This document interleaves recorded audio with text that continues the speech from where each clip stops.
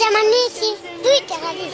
টাকা তো আগে টাকা লোক টাকা তো লাগবে কয় টাকা দিলা 2 টাকা দিয়া পাঞ্জাবি আজকে বাজার থেকে কিনা বললা কিনলা। আর কিছুদিন পরই পবিত্র ঈদুল ফিতর। পবিত্র ঈদুল ফিতরকে সামনে রেখে ইতিমধ্যেই যে যার সাধ্যমতো শপিং করছেন শপিং মলগুলোতে।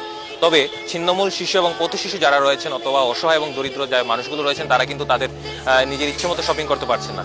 সেই তাদের শপিং তাদের ঈদের কেনাকাটা করার জন্য সেই সুযোগ করে দিয়েছে চাঁদের হাট নামের একটি আয়োজন এবং সেই আয়োজনে রয়েছে নিঃস্বার্থ পরিবার।